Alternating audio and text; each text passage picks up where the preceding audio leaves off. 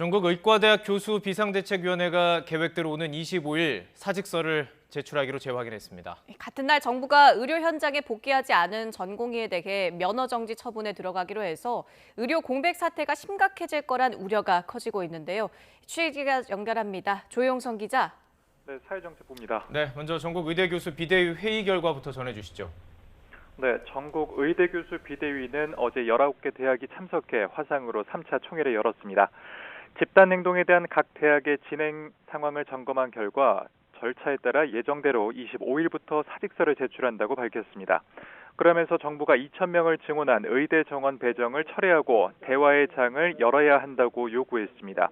또 별도로 구성된 전국의과대학 교수협의회가 제시한 안을 지지한다고도 밝혔는데요. 앞서 전의교협은 25일 사직서 제출과 더불어 교수들이 주 52시간으로 근무 시간을 줄이고 다음 달부터 외래 진료를 최소화한다고 결의했습니다. 전공의가 떠난 수련병원에서 교수들이 밤샘 당직을 번갈아 서는 등 극도의 피로감 때문인데요. 진료 감소는 곧바로 의료 공백 심화로 이어질 것으로 보입니다. 네, 의사들의 집단 행동에 대해서 정부는 어떻게 대응합니까? 지난달 전공의들이 가장 먼저 수련병원을 떠나기 시작하면서 집단 행동이 시작됐는데요. 정부는 다음 주부터 의료 현장에 복귀하지 않은 전공의에 대해 면허 정지 처분을 시작합니다. 전국 100개 수련병원에서 이탈한 전공의는 12,000명에 육박하고 행정처분 사전통지 발송 대상자는 7,000명을 넘습니다. 복귀를 거부한 전공의들에게 최소 3개월 면허 정지 처분이 되는데 수련 기간을 채우지 못해 전문의 자격 취득 시기가 1년 지연됩니다.